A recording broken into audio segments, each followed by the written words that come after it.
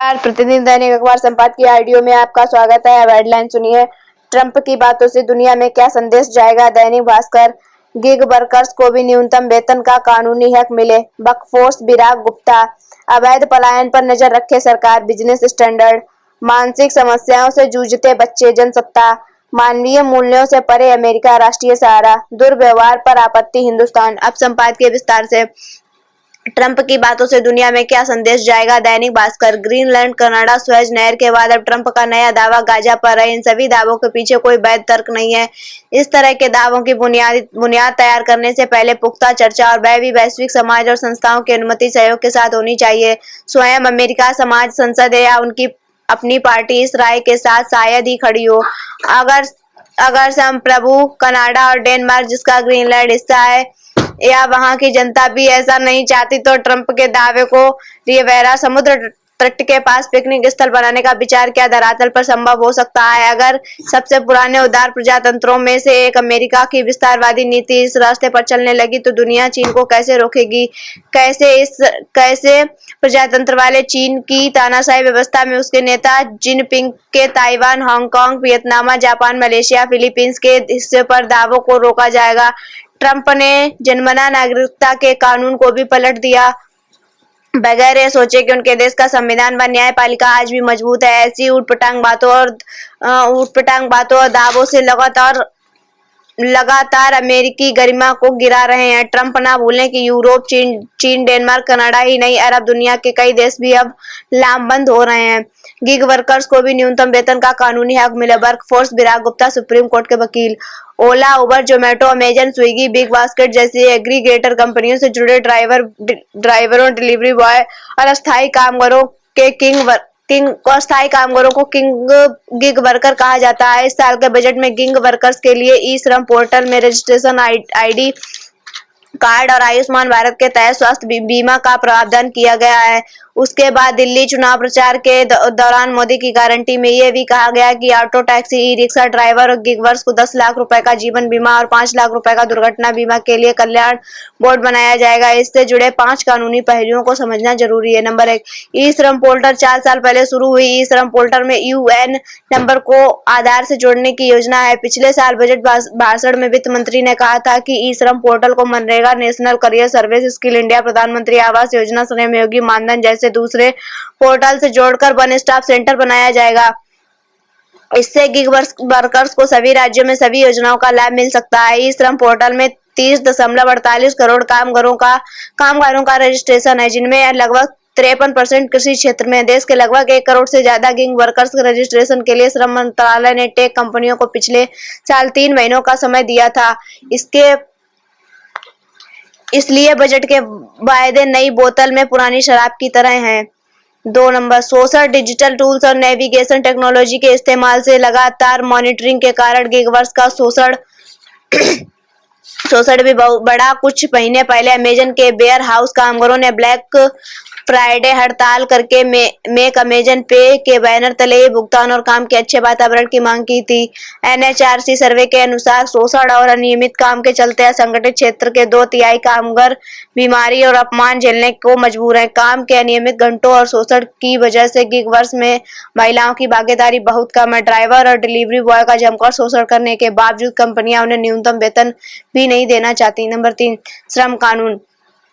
केंद्र सरकार ने 2019-20 में 44 श्रम कानूनों को मिलाकर सामाजिक सुरक्षा कोड में 4 खंड जारी किए थे। प्रधानमंत्री ने अगस्त 2022 में श्रम मंत्रियों के सम्मेलन में गिग वर्कर्स को भी सामाजिक सुरक्षा के दायरे में लाने की बात कही थी, लेकिन गत 5 सालों से श्रम कानूनों को लागू नहीं किया जा रहा। गिग वर्कर्स की सुरक्षा के लिए सुप्रीम कोर्ट ने 2020 में दायर याचिका पर 4 साल तक जवाब नहीं मिलने पर जजों ने केंद्र सरकार को फटकार लगाई थी। जजों के अनुसार भारत अंतर्राष्ट्रीय श्रम संगठन का संस्थापक देश है, इसलिए गिग वर्कर्स को एग्रीगेटर कंपनी के न्यूनतम वेतन, दुर्घटना बीमा, ईएसआई, स्वास्थ्य और पीएफ जैसी कानूनी सुरक्षा मिलनी चाहिए।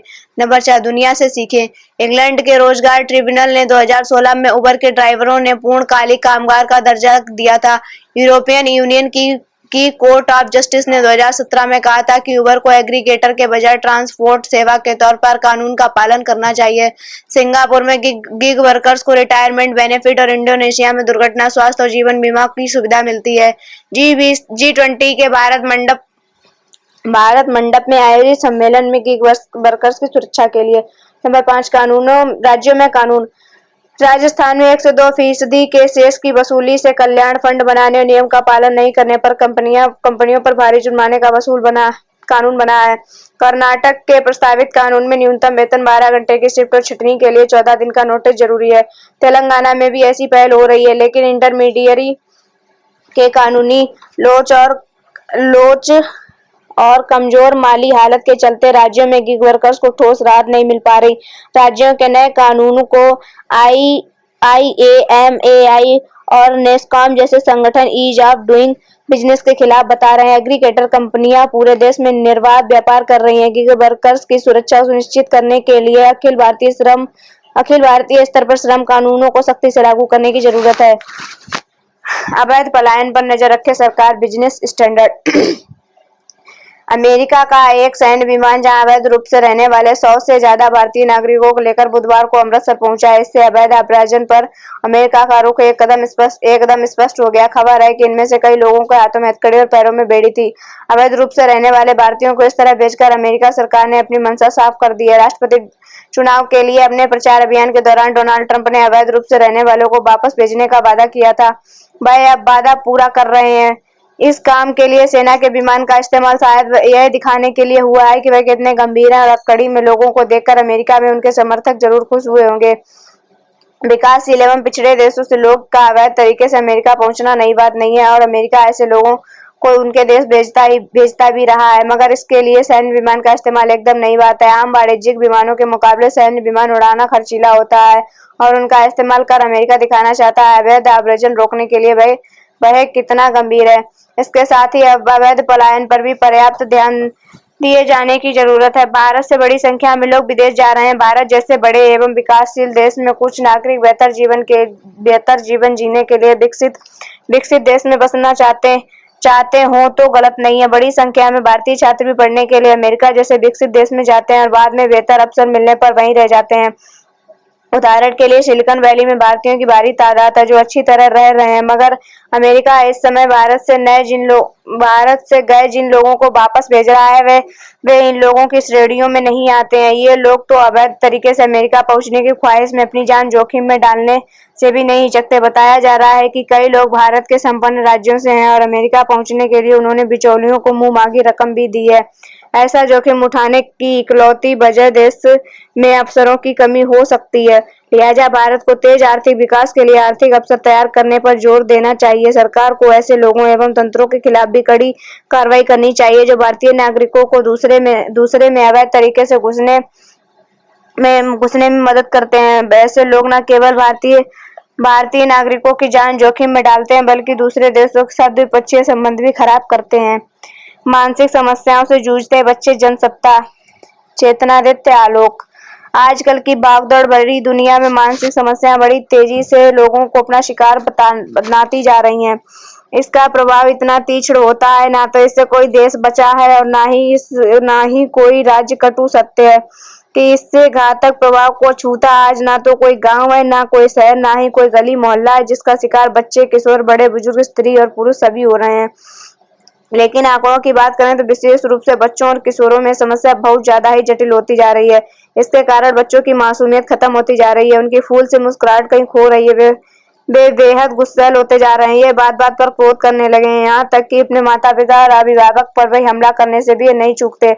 ऐसे में उनके माता पिता को समझ नहीं आता कि जो बच्चे कुछ महीने साल पहले तक मासूमियत से भरे बिल्कुल सामान्य व्यवहार करने वाले थे, अब हर पल खेलते कूदते, हंसते मुस्कुराते, गाते गुनगुनाते और आयु के अनुरूप शरारतें करते थे। आखिर क्या कारण है कि अचानक उनका व्यवहार इस प्रकार बदल गया है कि उन्हें ये बिल्कुल सुनना और मानना ही नहीं चाहते। बच्चों को व्यावहारिक बनाने, उन्हें जीवन की वास्तविकताओं से अवगत कराने और जीवन के उतार चढ़ाव को साझा करने की आवश्यकता है, क्योंकि मस्तिष्क का विकास जीवन और अनुभव के साथ होता है। इसके अलावा प्रतिदिन कम से कम एक बार पूरे परिवार को पूरे परिवार को एक साथ भोजन अवश्य करना चाहिए। इस दौरान मोबाइल, टीवी आदि इलेक्ट्रॉनिक उपकरणों से दूरी बनी रहे, क्योंकि इससे परिवार में सामंजस्य बढ़ता है।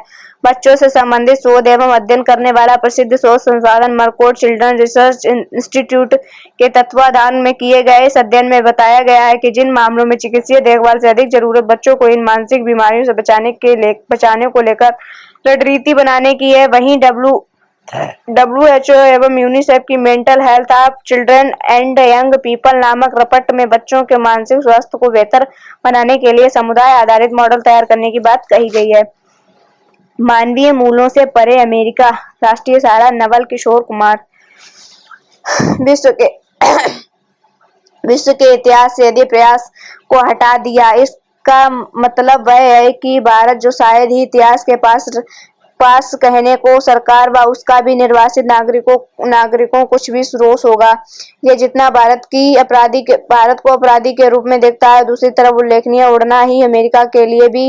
भारतीय राष्ट्रीय कांग्रेस ने निर्वासन भारतीय जिसने अपने देश में अवैध रूप से रह रहे विभिन्न देशों के नागरिकों को नियत करना प्रारंभ कर दिया है। इस क्रम में 104 भारतीयों को भी अमेरिकी सेना के विमान द्वारा पंजाब के एसआर गुरु रामदास राष्ट्रीय हवाई अड्डे पर लाया गया है।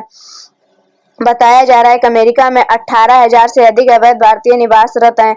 उन्हें वापस भेजा जाना है। दुखद है कि निर्वासित करने के दौरान अमेरिका अवैध रूप से अप्रवासी नागरिकों के साथ अपराधियों जैसा व्यवहार कर रहा है। उन्हें हथकड़ियों में बांधकर भेजा जा रहा है।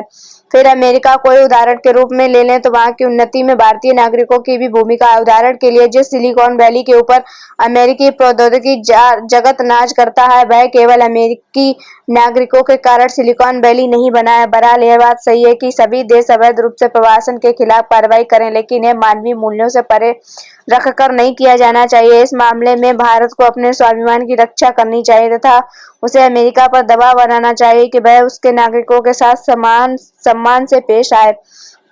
दुर्व्यवहार पर आपत्ति। हिंदुस्तान। अमेरिका ने 104 भारतीयों को जिस तरह लोचा है और उस पर भारतीय संसद में जिस तरह से आपत्ति जताई है, वह मुनासिब है। विदेश मंत्री एस जयशंकर ने सांसदों को आश्वासन दिया कि भारत सरकार सुनिश्चित करने के लिए अमेरिकी अधिकारियों के संपर्क में है कि निर्वासित हो रहे लोगों के साथ दुर्व्यवहार न किया जाए। इसके साथ ही अवैध आव्रजन उद्योग के खिलाफ सख्त कार्रवाई का भी आह्वान किया गया है। वाकई भारत अगर अपने ही स्तर पर अवैध आव्रजन को रोकने के कड़े प्रबंध करे तो इससे बेहतर दूसरा कोई उपाय नहीं हो सकता। यह मानवीय प्रवृत्ति है कि वह बेहतर परिवेश खोजती है। इसके तहत सदियों से एक से दूसरे देश में पलायन होता रहा है, पर अब ऐसा लगता है कि लोगों के पलायन पर पूरी दुनिया में कड़ाई का नया दौर शुरू होने वाला है। विदेश मंत्री ने विगत वर्षों के आंकड़े पेश करते हुए बताया है कि अवैध रूप से विदेश जाने वाले भारतीयों को लौटाने का यह कोई पहला मामला नहीं है। लगभग हर साल विदेश से सैकड़ों भारतीयों को लौटाया जाता है। हालांकि अब समय आ गया है जब लोगों के लौटने को नहीं, लोगों के अवैध पलायन को रोका जाए। हमारा ध्यान अवैध आव्रजन उद्योग के खिलाफ कड़ी कार्रवाई पर होना ही चाहिए। विदेश मंत्री ने कहा भी है कि निर्वासित लोगों द्वारा प्रदान की गई जानकारी के खिलाफ आधार पर कानून प्रवर्तन एजेंसियां एजेंटों और ऐसी एजेंसियों के खिलाफ आवश्यक निवारक और अनुकरणीय कार्रवाई करेगी। लगभग हर शहर में ऐसे एजेंटों ने जाल बिछा रखा है, जहां संभव हो वैध ढंग से और जहां असंभव हो वहां अवैध ढंग से ये एजेंसियां महंगी दरों पर अपनी सेवाएं दे रही हैं। लौटे भारतीयों ने भी बताया है कि लाखों रुपए खर्च करके भी उन्हें वैधता हासिल नहीं हो सकी और बेड़ियों में लौटना पड़ा। ऐसे में जो अपराधी ऐसी धोखाधड़ी और अपमान के लिए जिम्मेदार है, उन्हें कतई नहीं छोड़ना चाहिए। हमें अपने और अपने देश के सम्मान के लिए ज्यादा सजग होना चाहिए। धन्यवाद।